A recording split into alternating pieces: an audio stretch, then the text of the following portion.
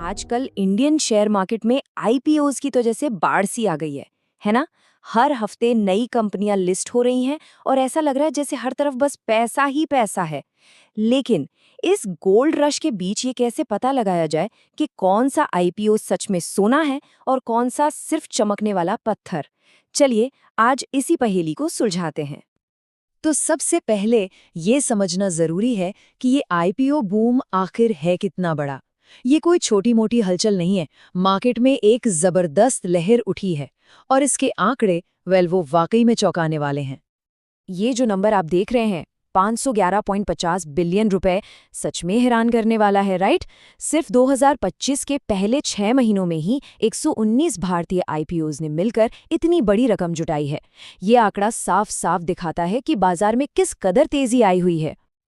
अब सवाल ये उठता है कि आईपीओ बूम तो पहले भी आए हैं, तो इस बार ऐसा क्या खास है जो इसे बाकियों से अलग बना रहा है? इसका जवाब ना एक बहुत बड़े बुनियादी बदलाव में छिपा है। जैसा कि ये चार्ट दिखा रहा है, आज से कोई 5-7 साल पहले तक आईपीओज में विदेशी निवेशकों का दबदबा था, लेकिन अब तस्वीर पूरी तरह बदल चुकी है। हमारे घरेलू यानी डोमेस्टिक इंस्टीट्यूशनल इन्वेस्टर्स अब 55 से 60% एंकर इन्वेस्टमेंट को कंट्रोल कर रहे हैं। इस बदलाव ने इंडियन मार्केट को पहले से कई ज्यादा स्थिर बना दिया है। अब ये ग्लोबल झटकों से उतना आसानी से नहीं हिलता।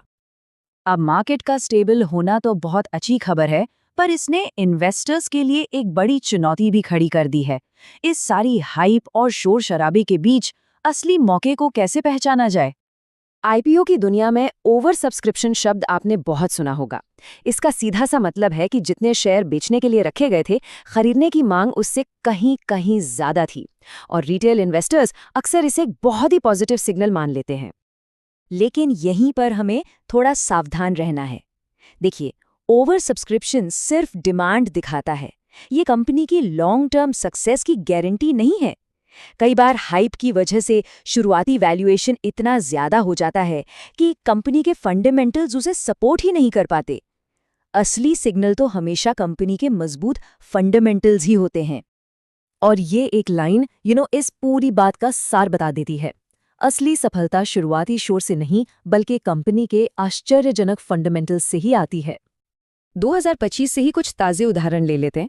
क्वालिटी पावर इलेक्ट्रिकल इक्विपमेंट और तेजस कार्गो इंडिया जैसी कंपनियों ने लिस्टिंग के बाद कमाल के रिटर्न्स दिए। क्यों? सिर्फ हाइप की वजह से नहीं, बल्कि उनके तेजी से बढ़ते रेवेन्यू और मुनाफे की वजह से, जो उनकी असली ताकत को दिखाते हैं।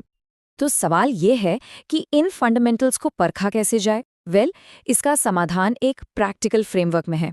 एक ऐसी चेकलिस्ट जो किसी भी आईपीओ का विश्लेषण करने में हमारी मदद कर सकती है। देखिए, किसी भी आईपीओ की गहरी जांच पड़ताल का पहला और सबसे जरूरी कदम है उसका प्रॉस्पेक्टस यानी डीआरएचपी। कंपनी के बारे में लगभग सारी जरूरी जानकारी इसी एक डॉक्यूमेंट में होती है। अब इतना मोटा प्रॉस्पेक्टस देख के घबराना नहीं है। इसे समझने के लिए हम इसे 4 आसान हिस्सों में तोड़ सकते हैं।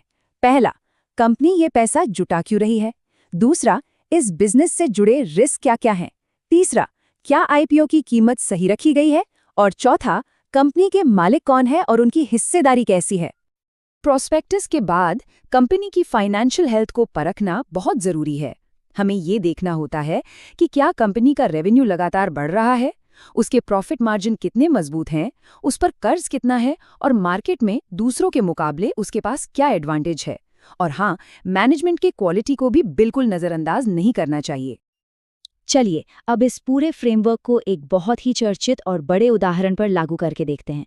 रिलायंस जियो। हम सब जानते हैं कि रिलायंस जियो का आईपीओ इंडियन मार्केट के लिए कितना बड़ा इवेंट होने वाला है। माना जा रहा है कि इससे इसकी पेरेंट कंपनी रिलायंस इंडस्ट्रीज की वैल्यू और भी ज्यादा अनलॉक होगी।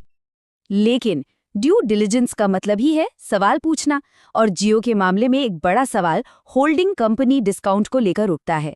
अब ये क्या है? आसान भाषा में, कभी कभी एक बहुत बड़ी पेरेंट कंपनी के तहत आने वाली कंपनी का कुल मूल्य बाजार में उसकी असल कीमत से थोड़ा कम आंका जाता है। एक्सपर्ट्स इसी बात पर बहस कर रहे हैं कि क्या रिलायंस इंडस्ट्रीज का विशाल स्ट्रक्चर जियो के आईपीओ के वैल्यूएशन पर असर डाल सकता है। ये एक ऐसा रिस्क है जिस पर ध्यान देना बहुत जरूरी है। तो ये सारी बातचीत हमें एक बहुत ही बुनियादी सवाल पर वापस ले आती है। ये सवाल है निवेश और सट्टेबाजी के बीच के फर्क को चुनने का। और ये बात पूरी चर्चा का निचोड़ है। आईपीओ को लॉटरी का टिकट समझने की गलती कभी नहीं करनी चाहिए। इसे एक मजबूत बिजनेस में हिस्सेदारी खरीदने का एक मौका समझना चाहिए। तो अगली बार जब कोई आईपीओ बाजार में आए तो हर निवेशक को खुद से ये एक सवाल जरूर पूछना चाहिए, क्या एक बिजनेस में हिस्सेदारी खरीदी जा रही है या सिर्फ एक लॉटरी का टिकट? यकीन मानिए, इसी एक जवाब में निवेश का भविष्य छिपा होता है। उम्मीद है कि आईपीओ को देखने का ये नजरिया निवेश से जुड़े फैसलों में मददगार साबित होगा।